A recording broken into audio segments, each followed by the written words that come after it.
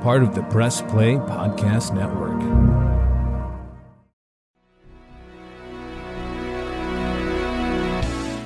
Iguodala to Curry, back to Iguodala, up for the layup. Oh, blocked by James. It's over. It's over. Cleveland is a city of champions once again. The Cavaliers are NBA champions. Hey, what's good? John Sabol here with you on the Press Play Podcast Network with Sam Amico from hoopswire.com. This is Cavs on the Break NBA podcast. Sam, how you been, man? Really well, John. I have enjoyed watching the Cavaliers. I think most people would say that. It's been a lot of fun so far. Been a lot of fun. Last time you and I chatted a couple weeks ago, right before Thanksgiving, we did our podcast at Whitey's Booze and Burgers in Richfield, Ohio, and that was a fun episode and good time to be a little nostalgic for the Cavs. And since then, Sam, and we haven't talked, but man, the Cavs have been on quite an interesting impressive run despite losing some of these games here. Tonight, as we record this podcast on Friday, December 10th, they blew out the Minnesota Timberwolves. But let's go back a little bit here, Sam, in the last few games leading up to this. This team has been impressive in continuing to play even harder opponents and staying with it to the very end. They've lost to Milwaukee and Utah on back-to-back nights on December 5th and 6th, but really could have won either one of those games, losing the Jazz by 1, and then the Bucks were with them right up until maybe the last 3 minutes of the game, losing by 8. Are you surprised, before we get into the nitty gritty here of everything here, are you surprised that they're still holding their own against some of the elite teams in the league now that we're hitting into mid-December? Yeah, I'm surprised, after that 5-game losing streak that they went on and had some injuries and some illnesses. They have won 6 of 8 since then. I was surprised they went into Minnesota and handled the Timberwolves that way. Those are the kind of games that even good teams can lose. You go on the road, Minnesota respects you. They've heard that you've been playing well. They know that you've been playing well. They've watched film of you, and yet you go in there and handle them. So, it'd been different if it was in Cleveland. The fact that it was in Minnesota, you're playing at their place. That's surprising to me. Just the ease with which such a young team with a young core, obviously Kevin Love, a veteran guy, had a nice game returning to Minnesota. But when you talk about the nucleus of this team, you're talking about a very young team. Just been impressive, not only individually, with fine individual performances but as a collective unit, a lot of balance. It's been a pleasant surprise. And even in the LeBron era, they might go into Minnesota and lose, just because those are the kind of little quote unquote trap games against the team that's not going to get you fired up. You're not going to get fired up to play the Timberwolves as you would, say, the Lakers or the Warriors. And those are the kind of games you kind of have letdowns in on the road. And they have not. They've been really, 2 weeks now with everybody healthy and everybody back. They've taken care of business, no matter where it is, no matter what the challenge. They've been able to take care of business. As you mentioned, the close losses, the game to Utah, which is a very good team, and then the defending champion Milwaukee Bucks going to their place. He still gave them a game. I've been really speechless when it comes to just how well this team has made the strides that they have. It's a bummer, and we talked about this last time you and I were on the pod, that they had those injuries to Markkanen. Well, I guess I could say COVID protocols with Markkanen and Love, and Jared Allen got sick.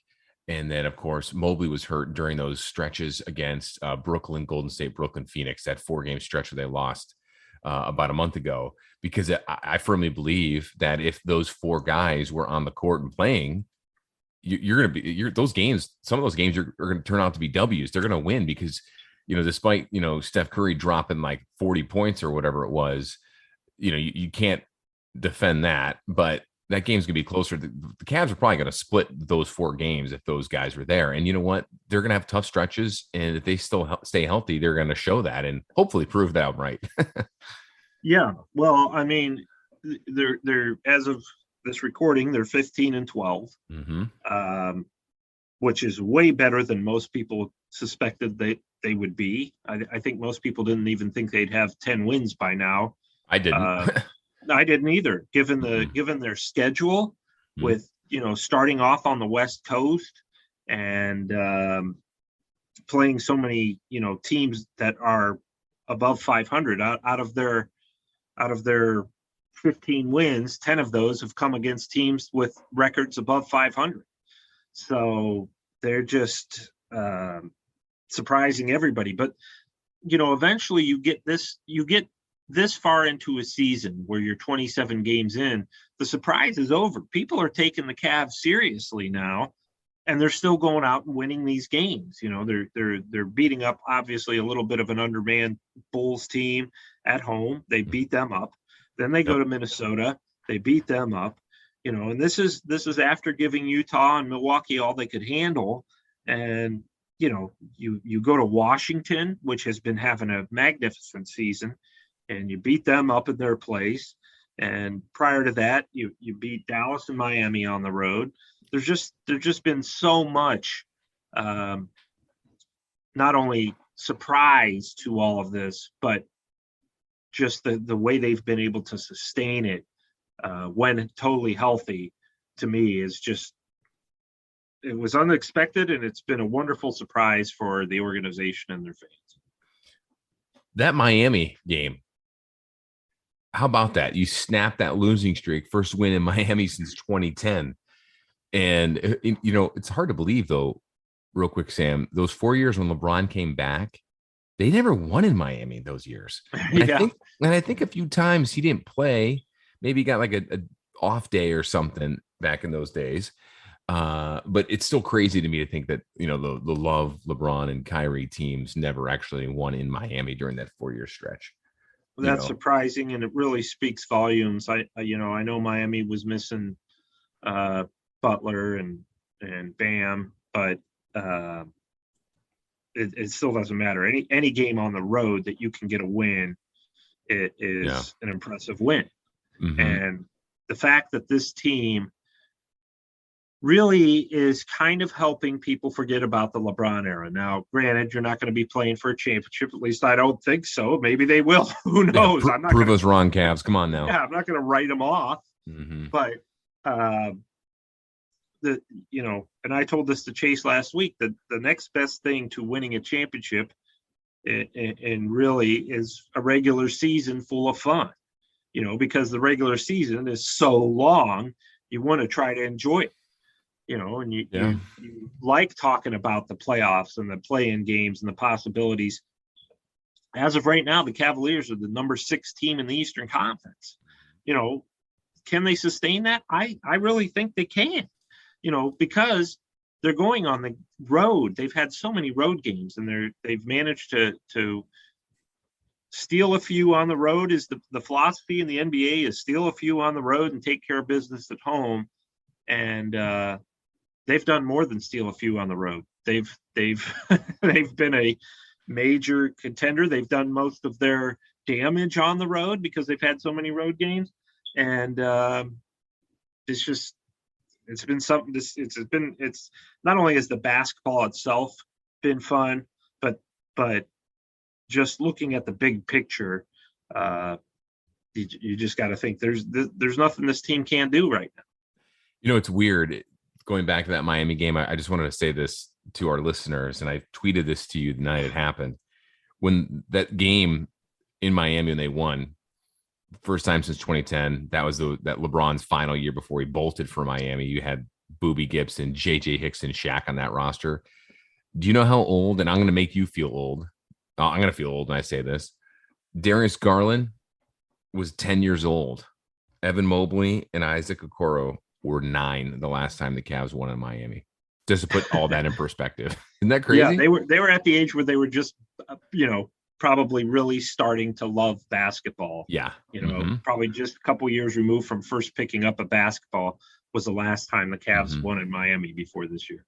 So you mentioned the Cavs in the playoffs here. I know it's still very early, but they would be the 6th seed. And just in case our listeners are curious, if the playoffs were to start today, the Cavs would play the Bucks, and they're battling a lot of injuries too. And what you saw a few days ago in that game, that was it was a good test for the Cavs. I love seeing Mobley in action there against Giannis, and Giannis had a great fourth quarter and took over. And I think that's a good matchup for them going forward down the road. And their divisional opponents, they're going to be playing them quite a bit here. The other thing I wanted to go back here real quick, when you look at the schedule and you mentioned the front-loaded schedule, how hard it was in terms of winning percentage. The Cavs, according to I've never used this website before for other things, but it's called teamrankings.com. According to them, the Cavs have the hardest strength of schedule in the entire NBA through 26 games. Yeah, I believe that. When you look at their opponents' records, sure. It's true, yeah. And then Denver and Charlotte are after them. So, you have the hardest schedule in the league on a team with the average age, with the youngest team in the league, with the average age is probably 20, 22, or 22, 23 or whatever. And you're 3 games over 500 as we record this year on December 10th. That's incredible. It's an incredible feat that this Cavaliers team has been able to do.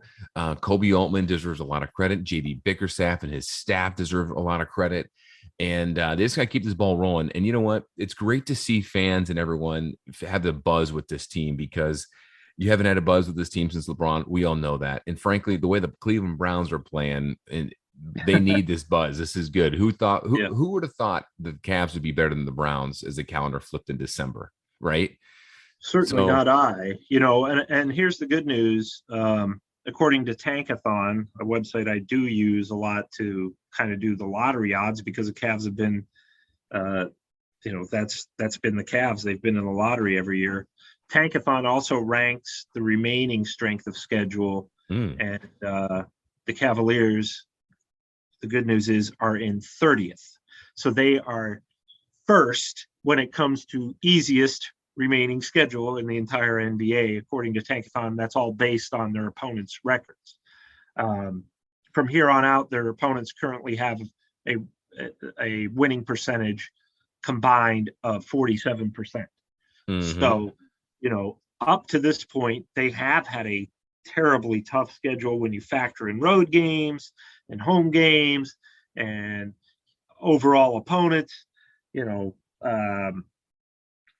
Right now, the Cavs are entering, from here to the rest of the season, what will be the easier part of their schedule. They've gotten through the worst part of it, which is the really good news, because obviously them being 15-12, you just have to hope that your main players can stay relatively healthy. There's going to be, things that pop up during the course of an 82-game season, but if you can stay relatively healthy, they've got an excellent shot to keep this going. I'll tell you what, I've been impressed with some of the losses and some of the nice wins. I really, really didn't suspect they would win in Minnesota. And that's nothing against the Cavs. It's just, you look at the body of work of NBA teams over the years, they do not generally win games on the road that are hard to get real enthused about. And the fact that they went to Minnesota, took care of a team that knew they were coming, that knew they were surprised, that kind of wants to be like the Cavs in terms of having a young roster and winning and wanted to prove a point. To me, it was really one of the most impressive wins of the year in a long line of them. Well, you bring up a good point. And the fact when you said motivation, right? And those old LeBron teams would take some time off, and they would kind of sleepwalk through the season and take a couple of days off, and then, kick it in gear in, February and March. This Cavs team is so young. They don't know any better. Right. They don't know any better, which is a good thing. It's old school NBA. And it's funny. I am more impressed with their losses than I am with their wins in a lot of ways, because what I've always in covering professional sports, just like you, the biggest thing that I like to learn from is from a loss, how do they, react to the next game, whatever sport it is, right? What did you learn?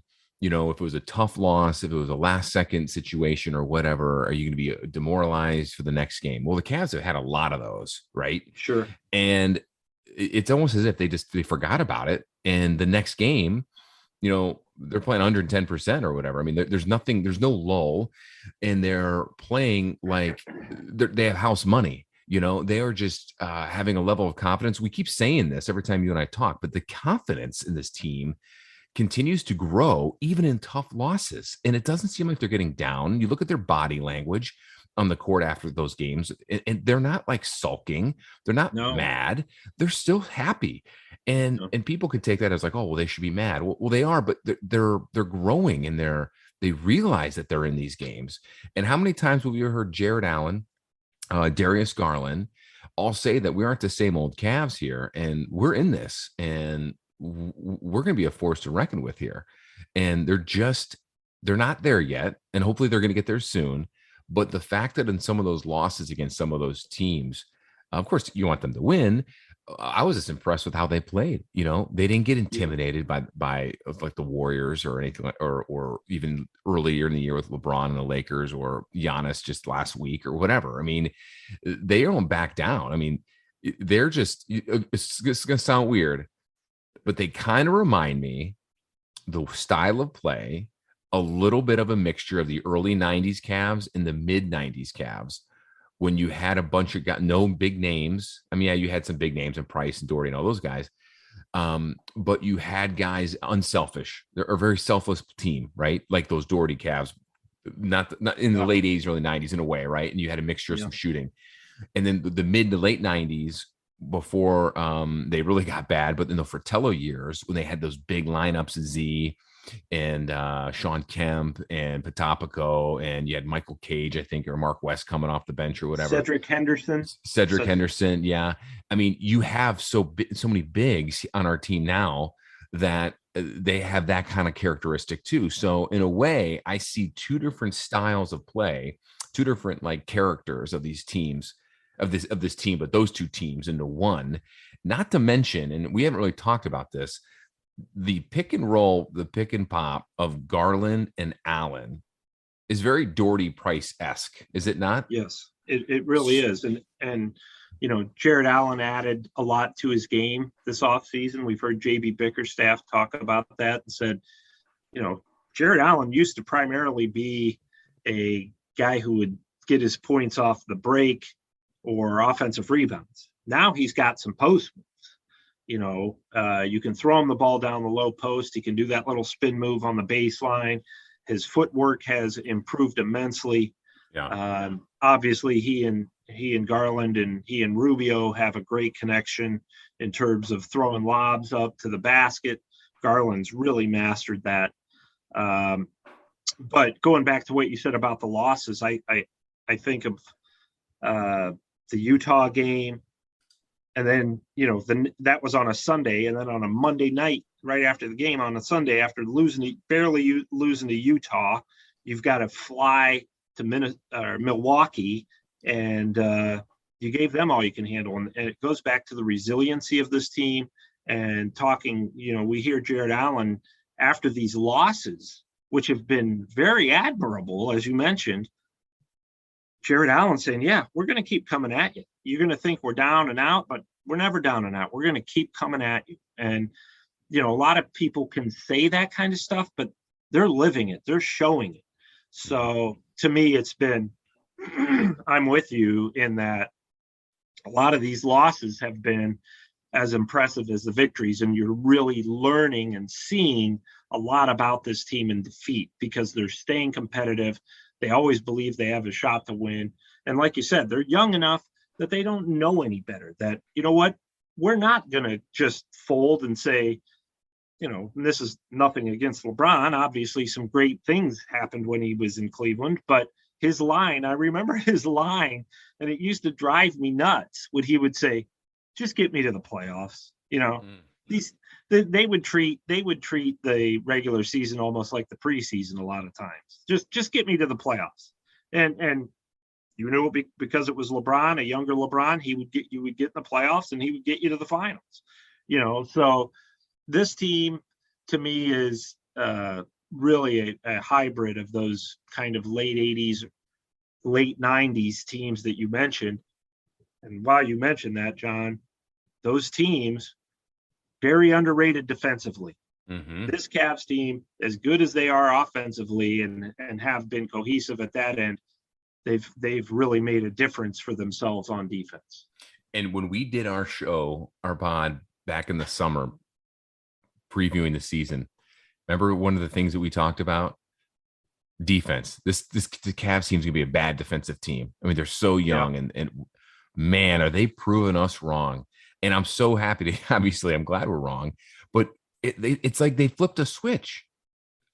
Yeah, well, when they built the roster, I remember we were talking then, like, okay, they've got 2 6-foot guards and then 3 7-footers.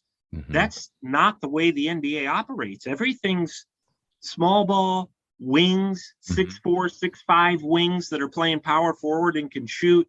Yep. And they've really changed the course of what you're looking for when you build a roster.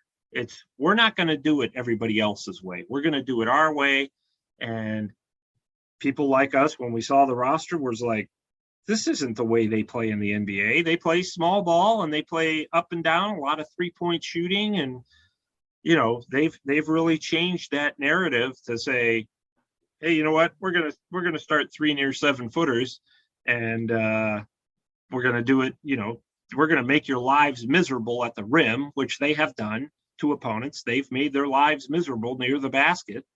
And they, even though they lost Colin Sexton, they're doing all this without Colin Sexton. They have managed to just be cohesive in the backcourt. And, Isaac Okoro had a nice game in Minnesota. And they're finding ways to replace Sexton almost by committee. And that's freeing things up for Garland. And it's just been, is it unconventional the way that today's NBA is going? Yes. But guess what? They're using that unconventional and uniqueness to work in their favor.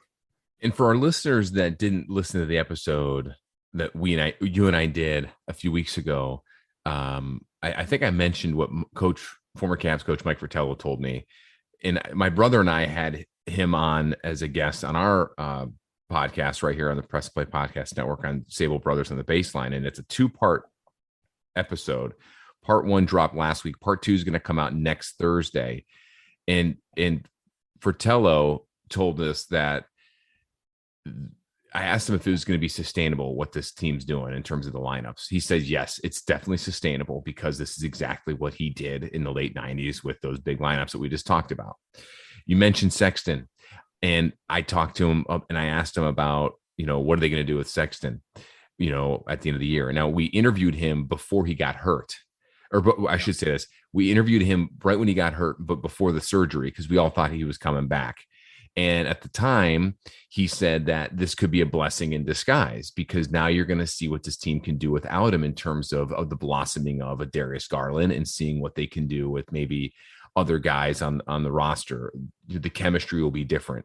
How is the offense going to flow now with him not being there? Because, he's not really a facilitator. He's a scorer. But, you have Garland, who is a facilitator, but also can now score too. And, I mean, that was now 3-4 weeks ago we did the podcast, and when we recorded it at least. And man, coach was right. Fratello nailed it right on the head, because you see it now, and you see what the blossoming of Darius Garland's game, and you see what he's been able to do, and you see this team like go up another notch in terms of their chemistry and in terms of their offensive production. They don't almost miss Sexton all that much. At first, I think they did, because they didn't score over 100 points those first few games he was out. Yeah. Now, against even some of these better teams, you've seen the production there from other guys. And you've seen guys like Okoro or Osman. Then Markkanen also came back too, which Markkanen and Love were missing some of those games as well. But you see some of these other role players that are coming up and providing stuff off the bench too, which has also helped out quite a bit.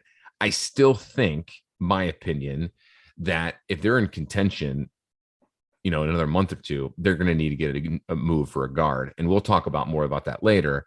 But at the same time, it is good to see them continue to have success without Colin Sexton. Yeah. And I give Sexton a lot of credit too, because when you look at them early in the year with him, he had clearly taken a step back in terms of individual stats and individual shots for the good of the team. So, he was part of this early, and I really liked what I saw from him. That he's going to be a fit here long term, before the unfortunate injury. But I really think that this is where you credit JB Bickerstaff and the coaching staff, because they've gotten these other guys. I will say this about Bickerstaff this year: he is getting the most out of everybody individual, and he's getting them to play together. So, that's why we're seeing, really, to me, Chetty's having probably his best season, even though he's still up and down. That's okay, because that, you expect your 7th, 8th man to be a little bit inconsistent when it comes to stats. But when he's on the floor, generally they're getting the most out of him, which has not always been the case. Clearly, this has given Darius Garland an opportunity to have that breakout season that everybody was predicting before the year. He's delivering.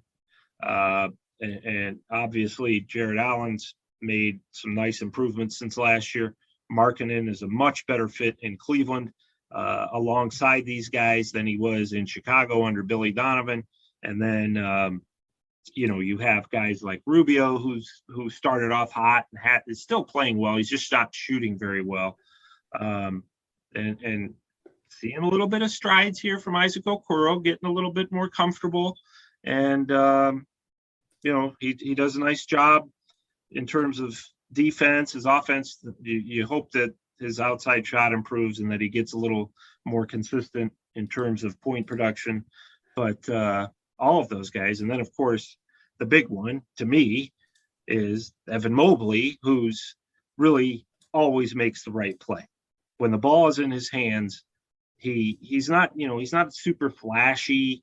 He's not going to, play with, you're not going to see a lot of passion in terms of the way he acts. He's very professional in everything he does. And he always, to me, is, he's not going to be turning the ball over. He's going to find the open man. He's totally selfless.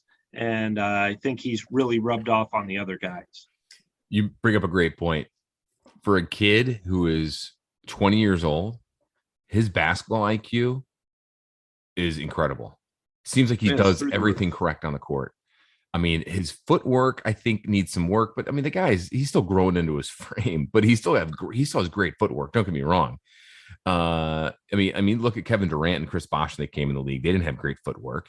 No. Neither did Garnett when they're down low or even on the perimeter, and that just comes with the territory, or comes with experience, I should say. But he just seems just to fit right in with Allen and fits right in with Darius Garland. I mean, like those three really should be your all-stars, and that's a conversation I guess we can have at another time. I don't think Mobley will be an all-star. They'll probably put him in the rising stars, because they rarely ever put rookies in the all-star game. I mean, if LeBron James is not allowed to be a rookie in the all-star game, then just never put rookies in there. I mean, I never understood that. I know we're getting off topic here, but they did back in the day. They did back then, yeah. But Garland and Jared Allen should be your all-star representation right now. Yeah. I mean, the Cavs are playing; they're amongst the best teams in the East, without a doubt. Now, you brought up Bickerstaff and getting the best out of everybody. You know who he's getting the best out of right now? Kevin Love. Yes, he is. Kevin Love has found his niche. He's playing a perfect role as a veteran. who's accepted his role coming off the bench, after all the accolades and winning a championship and all that.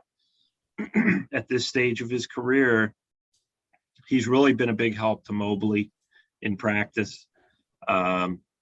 He has games like he had at Minnesota every once in a while where he'll come in and just play like a guy who's, been there before. We've seen it. And, the great thing about Kevin Love, too, that really helps is the fact that he is playing against other teams' reserves.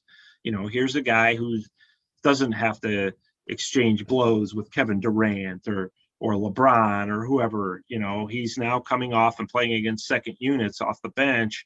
And I think that really helps in terms of his production. He's not forcing anything. And frankly, fingers crossed, so far, it's played into him being able to stay healthy. And, you're playing reserve minutes now instead of starters minutes. And I think that's helped with his durability. That's a good point. I didn't think about it that way, but Sam, you're right. I think that has helped so much in his durability. The other thing too, that Bickerstaff is doing, and it's a good Kobe Altman move too, and we kind of scratched our head at the time when they made this move, was Ricky Rubio.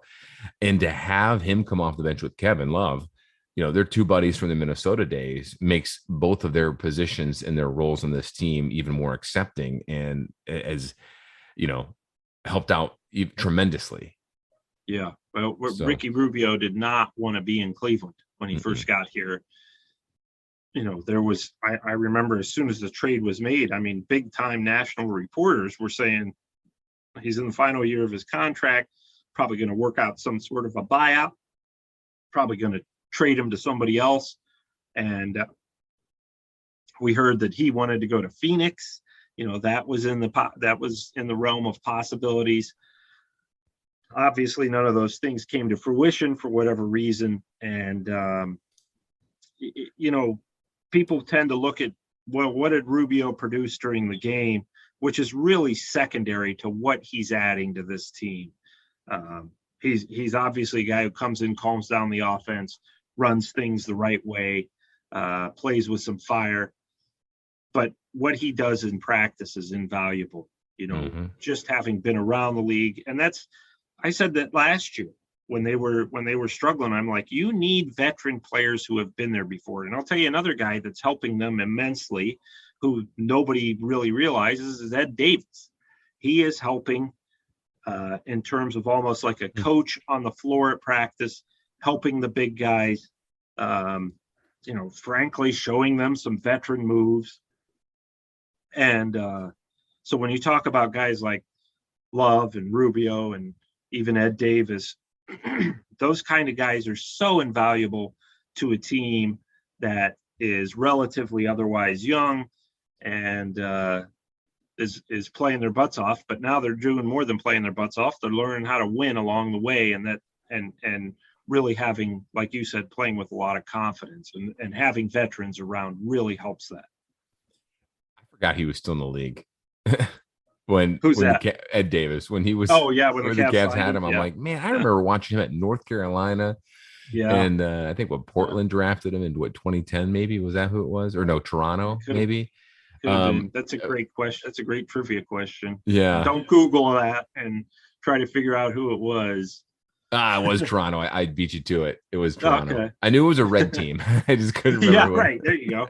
One of those red teams. But you're right, though. And, he's had some, he's only played 5 games this year as I pull up his stats here. But, when you do have guys like that on the roster, that good mix, sky's the limit. It really is. And it's good. We're seeing it now. So, well, how about we take a break here, Sam, because there's a lot more we want to get into here. I want to talk about the recent news in the Cavaliers division with the Indiana Pacers and how their potential rebuilding. Well, I shouldn't say potential. They're flat out going to be rebuilding and unloading some of these players here.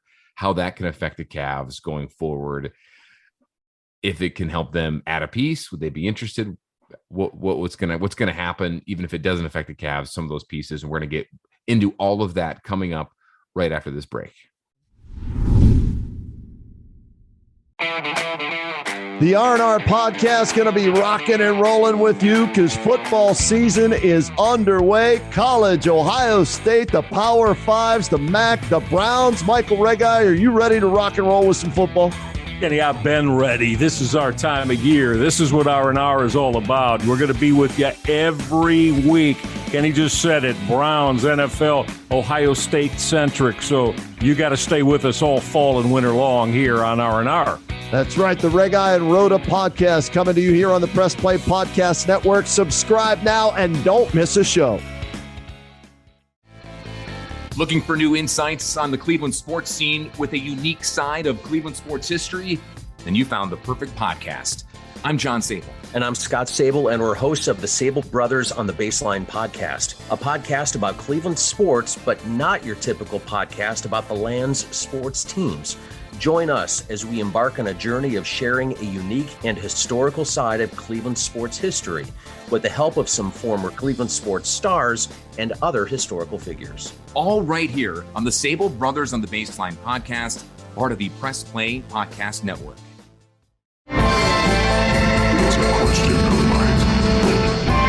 Hey everyone, I'm Holly Wetzel. And I'm Jeremy Powell. And we are your hosts of The Orange is Oranger, a Cleveland Browns podcast on the Press Play Podcast Network.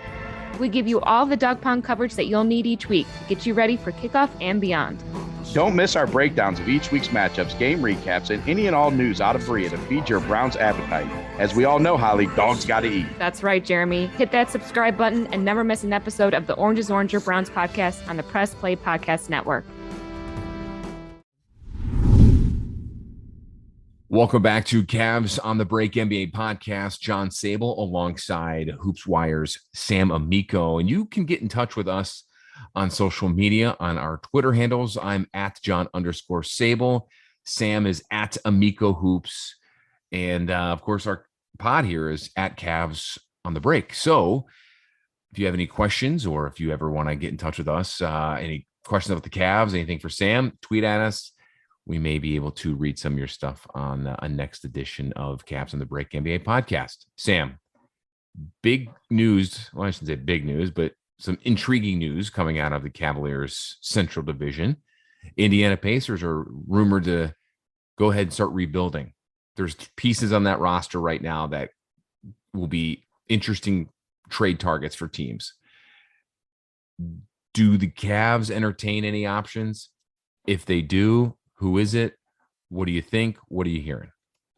Well, they're probably not going to have any interest in Miles Turner and Domantas Sabonis, who are both really nice players. Sabonis, obviously an all-star last season, but they're both big guys, really, unless you wanted to move Lauri Markkanen, and they were willing to do that, which I doubt they would. And I frankly would not mess with the chemistry of this team to that level. But LeVert, obviously, being a shooting guard, Karis LeVert, Ohio guy, went to Pinkerton Central, near Columbus, played with former Ohio State Buckeye Jashawn Tate, who's now with the Rockets. They were high school teammates. And I'm pretty sure, not surprisingly, they won a state title. But and then LeVert made the mistake of going to Michigan. But bad move. But anyway, he's obviously a fine NBA player, has had some injury issues in the past. Last year averaged 21 points a game. He can fill it up for sure. He would be the guy that out of those three big names in Indiana that are supposedly going to be on the move before the February trade deadline, he would be the one that the Cavs would certainly have an interest in. I don't know that it would go beyond an interest. I don't know that it should. Right now, I mean, you would have to give up probably a couple of pieces that, if you could do Okoro and Chetty and the first round pick, that's going to be the kind of deal the Pacers would be looking for, because you get two young guys, excuse me, and a lottery pick. And at this point, if you're the Cavs, do you really want to do that? Again, Karis LeVert's a fine player. He's young. He's 27. He's still in his prime. Still, theoretically has some good years left. And if you're the Cavs, you're looking for some consistency from the shooting guard spot. And they haven't had a lot of that, but they've had enough of it. So, can Okoro develop into a guy who he doesn't have to give you 16, 17 points, just, be a threat to give you 14. And he seems to be making strides in that area. So, do you want to shake up a good thing when you've got a good thing going? Because you trade for a guy like LeVert, as good as he is, you're entering the unknown. How's he going to fit in next to Garland? How's he going to fit in next to the three bigs? Certainly, how's he going to fit when Colin Sexton returns next year? Presumably, Colin Sexton will return. And there are a lot of things that could go wrong there when things right now are going so right. So to me, that's probably not a move I would make unless you could absolutely rip off the Pacers in that deal. LeVert's averaging only 15 a game this year. Now, part of that, to his credit, is much like Sexton did at the beginning of the year, he's willingly taken a step back so that some of these other guys, the rookies with Duarte and Isaiah Jackson, and those guys can kind of fit in and find their place with the Pacers. So he's a fine player. Don't get me wrong. If I'm the Cavs right now, I don't mess with a good thing. Now, if things aren't going so great and, the trade deadline's February 10th and you think, well, we need to add another piece because we're kind of falling out of what was working for us earlier, and this guy will give us a spark of life, then sure, then you consider it. But I think there are other lower level moves that this team could make that are safer, that aren't going to mess with chemistry. We run the list every day on HoopsWire that we have all the available veterans there. We just saw the Milwaukee Bucks, for instance, sign Wesley Matthews. Okay. That's a low level move. And DeMarcus Cousins, right? And DeMarcus Cousins, right. Those are low level, cheap, easy moves that if they don't work out, if these guys come in and they don't produce or something, then you're not losing anything. You just are able to move on from them real fast. To me, that if the Cavs wanted to do something, say, hey, we need some scoring off the bench, a veteran shooting guard who can spread opposing defenses, I would rather see them go out and get at this point. Now, maybe talk to me in early February, maybe my opinion will change. But right now, at this point, I don't see any reason to make any kind of big trade because you're coasting right along, and the pieces you have are really working, and everybody has the same mindset. Everybody's on the same page.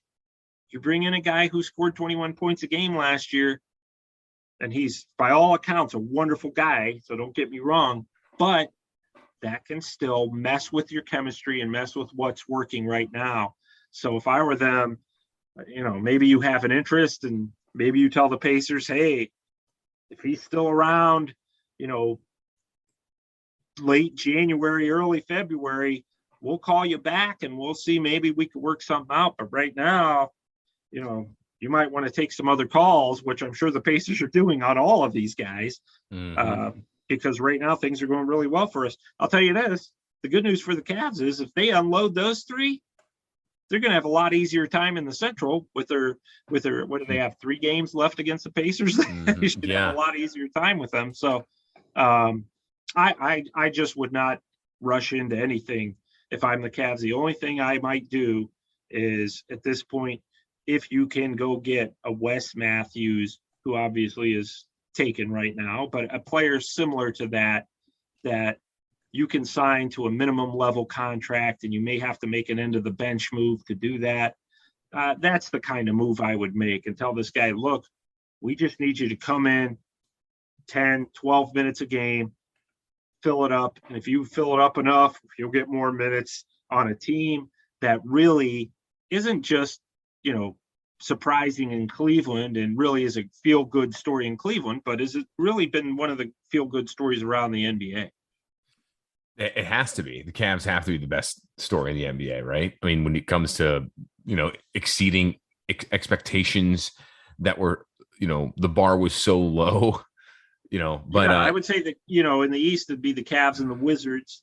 mhm. And the Cavs bar was set a lot lower because, the Wizards got a lot back for Russell Westbrook. So, yeah, I mean, the Cavs to me, they've been the story of the league so far because everybody figured they're 15-12. I think most people had them pegged at like 6-16 at this point. Yeah, me included. You bring up Karis LeVert. The issue that I would have with that is what you just nailed, Sam, is the chemistry factor. For those that don't know, I just looked up his contract situation here.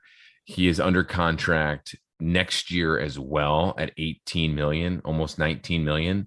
And then he's an unrestricted free agent in 2023 when he's 29.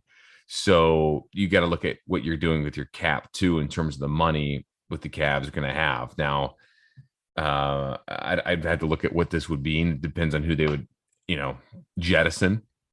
I would hate to lose Okoro in a move like that. Obviously, that doesn't free up anything because he's under his rookie contract, so it's barely anything on your cap. But he and Jetty together would work.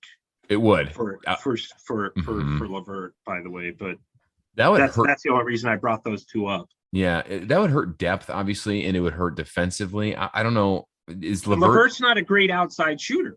He's more of a slasher scorer type. He's like a Sexton type. He can fill it up, but he's not gonna be out there burying threes for you. Yeah, so that's my point too. Like, is that what you need though? I don't know if you need that. Another slasher. Only if you feel we're getting really desperate for some scoring. That's the only reason you make a move like that, because you find, okay, we can't replace Sexton with who we have currently on the roster. That's the only reason you make that move. Yeah, I don't think they're at that stage yet. No, I don't think so either. Anybody else out there, non-Cavs related? I know there was a report that the Sixers were looking at Portland, and there's a lot of Damian Lillard chatter out there. And Portland's like, no, he's not off. He's not. We're not shopping him, which I never understood that rumor either. Any other thing new besides that and that whole Ben Simmons situation? Anything else going on around the league? It's still early. It's only mid-December. These moves don't really happen now. However, real quick, a follow-up to that is we're approaching, was it December 15th, when guys that were signed as free agents in the offseason can be traded by December 15th. Is that correct? Yeah, that's correct. So, it's funny, if the Cavs were terrible, Ricky Rubio would be one of those guys that they would have traded at, would have been traded sooner, I guess you could say. Yeah. But now, since he's playing well, then that's not going to happen. But anyways, any other things that you could see out there that's, any smoke out there for anything? Well, Portland's going to make a trade eventually. And I know that we kind of covered that. They're not going to trade Lillard. Mm-hmm. But, by all accounts, he was disappointed that they kind of told him, we're going to shape up the roster, shake it up a little bit so that we can move toward contention. But, their big move was get Larry Nance Jr., which was a nice move, but that's not the kind of thing that's going to put you over the top. And their GM, or their new interim GM, Joe Cronin, has come out, said, we are looking at available players to trade for. He has, a lot of teams won't come out and say that. He did. But they'll do something. I think that they're going to move on. CJ McCollum, the Canton guy, unfortunately has suffered a lung injury. But I suspect that when he comes back around, that's the guy they're going to move. He and Lillard they can only carry you so far. I just don't know that you'll get much back for him. He would always look. I am hearing a lot of rumblings about San Antonio, which is usually not real active. They kind of, but they have great interest in Ben Simmons, and with some of these trade restrictions being lifted December 15th. I think that they're going to really make a run at him. He would probably be a very good player in that system.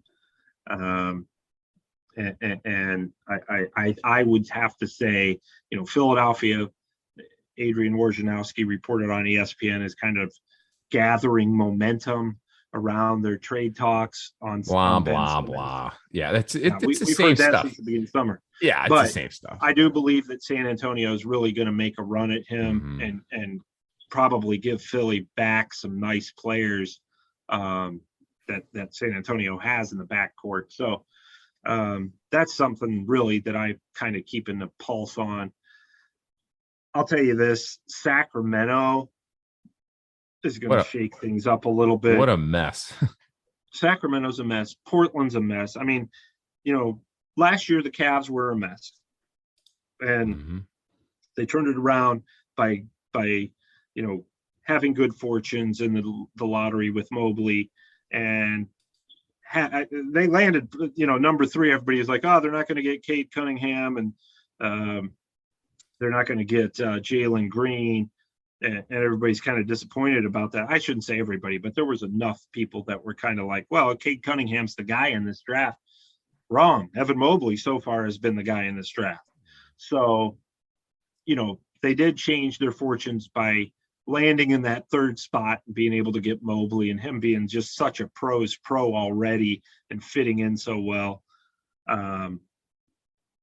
But the resurgence has had a lot to do with the stability, the coaching staff, and obviously having some accomplished veterans, not only off the bench, but at practice. So, teams like Sacramento and Portland are seeing this, and I think that they're going to go the other direction and try to do what the Cavs are doing and get some youth in there, get some size, and get some stability. And neither one of those organizations has that right now. They're both a mess. But Sacramento's been a mess since we were kids. Yes. But last time that they were even a threat was when Vlade Divac was there. Well, he's been their general manager and fired. So that just goes to show you how long ago it was. Yeah, kids listening to this podcast that are under the age of 30 don't even remember probably how good they were in that early 2000s. They were fantastic. That Peja Stojakovic teams, and Chris Webber. I always compared those Kings teams to the late 80s, early 90s Cavs teams. Yes. Because they're very similar. They were a good shooting team. Cavs always ran into the Bulls. Those Kings always ran into the Lakers with Shaq and Kobe. Yes. And they haven't been relevant ever since. And they had horrible drafts. They're never going to get a free agent signing in there. But they have recently had decent draft picks that have actually panned out fairly well. De'Aaron Fox has been pretty good. I love the Tyrese Halliburton pick from 2 years ago. And then the Davion Mitchell they got last year. I was really high on him. So I think there's some small, or I shouldn't say small, excuse me. There's some young pieces in there that they could build on. They just need the direction in there when it comes from coaching in the front office. You mentioned Portland, they're changing their front office. Philadelphia is still a mess because they botched this whole Ben Simmons thing. And I don't care what they're going to get from him now, but they could have probably got a lot more from him in the summer versus in the middle of the season. They've completely screwed that up, in my opinion.